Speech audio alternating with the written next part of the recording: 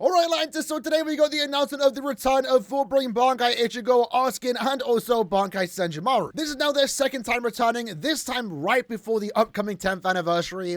And in my opinion, this is likely going to be our final bait before the release of the 10th anniversary, which is only, less than potential 10 days away now. We are also in a situation where we currently know who the upcoming 10th anniversary characters are. We've even seen the artwork. I won't speak about it in this video, but we did have a video on the channel going over the data mines that we did get for the new anniversary units. That video currently, though, is just privated for the time being. I'll make it public in like a week's time, just in case Caleb are potentially trying to take down the videos that are showcasing the new characters are, even if it was their faults. But we are in a situation right now where we do know who the upcoming anniversary characters are. So, obviously, goes without saying, anniversary's coming up, you should be saving your orders for that, especially if you do like what you've seen thus far regarding the upcoming anniversary units. The one thing you will know with this banner, though, is that it does leave the second the anniversary banner should be beginning. At least one would hope so. We are still currently waiting for the announcement date for the upcoming Bankai live stream, which will reveal the full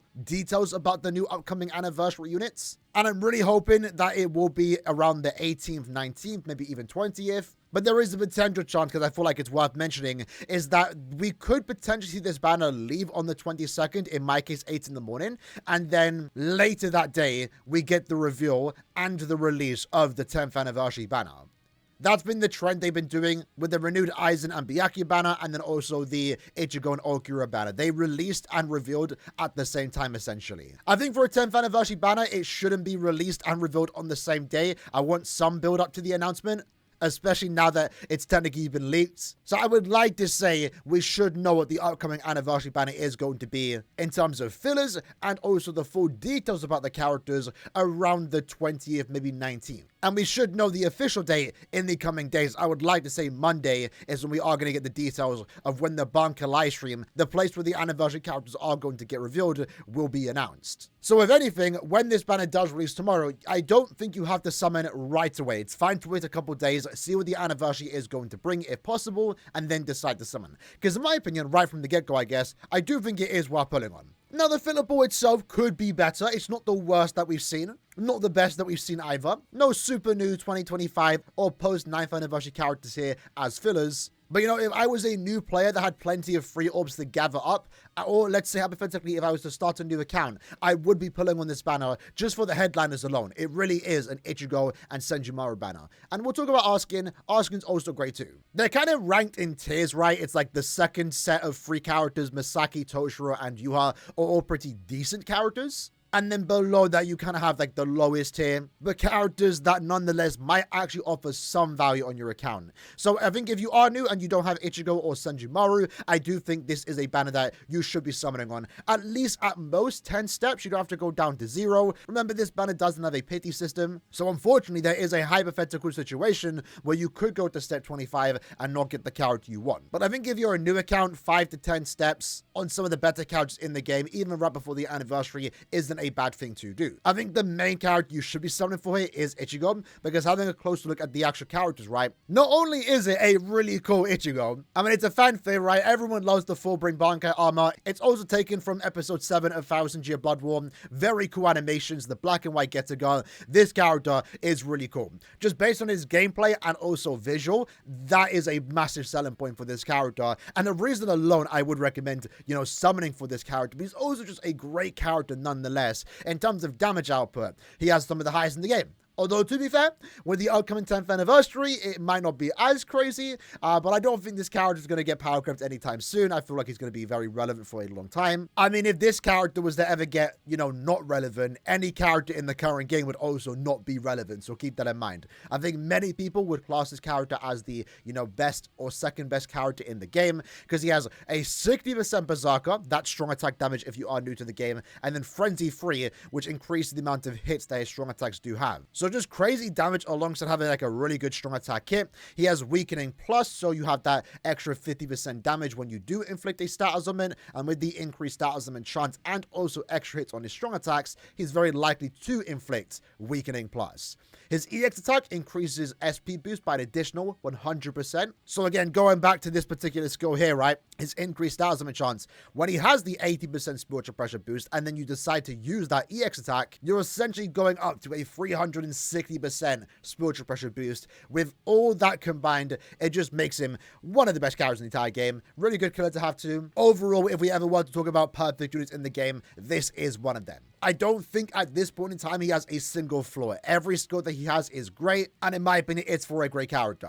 I feel like, though, if you have Ichigo already, you don't need to summon on this banner. Even though Senjimaru and Askin are great, we're going to get to them, I feel like the main reason why you would be pulling is for this unit. Because if we have a look at the other characters, Senjimaru has a lot going for her. For starters, she's actually a really good soul trait. You know, I think it's worth considering right now, especially as a lot of new people are potentially starting the game for the anniversary. You know, maybe a lot of us don't appreciate the double soul trait, but that's really good for new players that don't get instant access to old resurrectable units. So these soul traits are actually really good to have, and I think it's worth mentioning as we are leading up to the anniversary. In her case though, her damage output is pretty good. It's not super crazy because they did hold back on this unit for some reason, despite it being an end-of-year unit. You will see that she does have Frenzy plus 2, but only Frenzy 3 in Guild Quest, which ultimately was my biggest problem with this unit. In Guild Quest, she's an amazing unit. Also a very fun character that takes advantage of this status element plus system that was introduced with this character, because what you're going to notice here is that all the attacks that she has inflicts different status elements, and that's kind of cool to mess around with. Any attack that you do use can inflict potentially burn,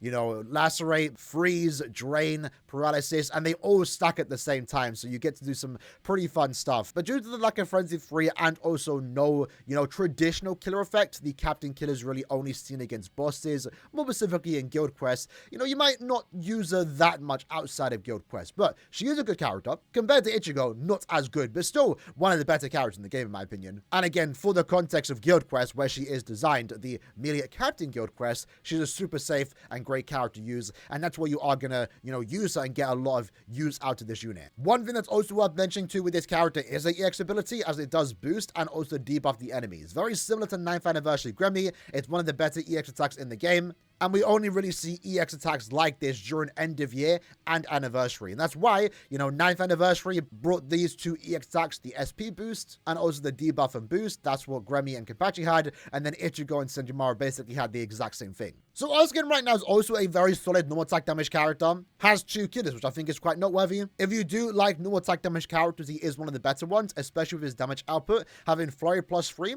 a 50% bruiser, and also a team boost SA2. One unique thing about him is that he does actually have the Disabler skill, which is kind of a rare skill. We don't see it all too often. And what this is an increased status augment chance to any character in the game. The previous characters we just spoke about, Senjimaru and also Ichigo, they only have their increased status augment chance to Stoipers and also Quincy's when they have Killer. And in this case, Askin technically doesn't care about Killer, even though he does have 2 different ones. So that makes him pretty decent outside of Brave Battles and definitely a usable character in my opinion. I even recently got a use out of this character in Limit Breaker, which you can potentially bring him in slot 1 right now if you do decide to pull him. Maybe not actually, I think the Limit Breaker quest is actually gone. However, he is a Brave Battle unit. And the thing with this character right now is that he's really good because he is a ranged unit with long reach, so he has like crazy range, he's able to hit from afar, likely do a lot of damage before the enemy even gets close to him. And the one special thing about this character right now is that in the current meta, as of me recording this, it might change in 2 weeks time when we get part 2 of the anniversary, he's the only character in the game that can get off a team boost attack without it being cancelled. There are other characters in the game that can cancel boost and also debuff effects to certain attributes. So Mila Rose, for example, the best Brave Battle unit, can cancel mind and heart characters, boost and debuff effects. A character like Bankai Renji can cancel power and technique characters. So if you do want to reliably get a team boost off, assuming the, you know, Brave Battle AI decides to use it, nothing in the game right now stops Askin from getting that effect off. And that makes him valuable. It means he's the best team booster in the Brave Battle meta, and you're always going to have him in your team. My thing is, though, personally, and why, you know, if you, again, have Senjimaru, 2 or Ichigo and you don't have Askin, my thing is we are going to be getting a Brave Battle character for part 2 of the anniversary, and I feel like it's time for this character to be counted in a way. We've yet to get a character that can block speed characters, boost, and debuffs, and I really wouldn't be surprised if this upcoming anniversary part 2 unit is going to be a Brave Battle character, is going to be a technique unit that is likely going to counter the meta, but also counter Askin, and again, maybe disable his boost. That's just me assuming, though. There's no guarantee that is going to happen, but I feel like that's likely the case, and what probably is going to happen. So even though right now he's basically like the second best Brave Battle character in the game, I feel like this upcoming Brave Battle unit for the anniversary is going to heavily impact his position in the meta, but I still feel like he's going to be one of the better ones, but we'll see how it plays out. Now, quickly going over the other characters, these units are older, so we spoke about them quite a bit. Misaki gets heavily criticized on her strong attack kit. It's really not that great. The long story short with this unit is that she does have a barrage attack, which I think is kind of outdated. And in that, in combination with her range collision SA1 that just pushes characters back, it's not too great. It's not too great. However, for the context of Guild Quest, the range Espada Guild Quest, she is still pretty good. For us veterans that take Guild Quest a bit more seriously and like to get very high scores, Misaki is quite annoying to use due to the strong attack kit that she does have. But if you're casual, or more so not even casual, but your main goal is just to clear Guild Quest, especially, again, the ranged Espada GQ, she's still a good character to have. The thing about this character is that she does have, again, the increased status and chance to her Rankars with Frenzy +2, more damage to paralyzed enemies, and again also paralysis. So the idea is that the enemy itself, especially right now where Guild Quest enemies have poise, you never really get a chance to be here, and you can always just stop the enemy in place, keep your team protected, especially when you do decide to use the soul bomb. So she can't get like the highest scores, but she is someone nonetheless that you can use as a main until you potentially pull Segunda Etapa Okura, which is rerunning around next month. So I feel like that's worth mentioning because this character does get heavily criticized for her role, but she's good enough to be used at the very least, just not get like the super high scores. Toshiro is quite a simple character, a immediate normal attack damage character that wants to be used as an auto-controlled character in Guild Quest. He has a pretty good soul trait, 40% more normal attack damage when at full stamina is actually really good. He's a team booster, providing extra stats for your team, and he's also a power character, meaning that you can potentially use some good power buffers to buff him and Senjimaru in the same team, because both of them want to be used in the melee captain Guild Quest. Yuhabok is a really fun unit in my opinion, especially if you are a fan of the big bad villain in Bleach. The character itself is designed to get better as you do get more kills, and as a base he has pretty good skills: Frenzy +2, 80% Sport Pressure boost, 40% Berserker with 2 killers, immune to every status element, and then also has this skill right here, where if you are a mind character, this goes for himself. Every time you move into another room, it reduces the cooldown by 20% of his strong attacks. It's really good in Limit Breaker, makes him a self-sufficient unit, but with that he also gets more effects the more enemies he does defeat, with the main one allowing him to get a second soul bomb effect. Every character in every quest can only ever use one soul bomb, but this character, and also FULLBRING Bankai Ichigo, I did forget to mention that with him, they're the only 2 characters in the game that can actually use 2 soul bombs, which is pretty good. He's not a crazy character by any means compared to the newer units, but he's an overall good character if you are a fan of Yuhabak. I don't think anyone really cares about Iban as a character, but he's mainly just there to be a farming unit. By using this character, you're getting 5 extra technique links or potions. You're getting 70% more coins, 50% more crystal and jewels, guaranteed 10 technique droplets, and also increase the droplet drop rate by 30%. He's just a farmer. Likely if you do get him, you will get some use out of him. The almighty Yuhabak is a brave battle character.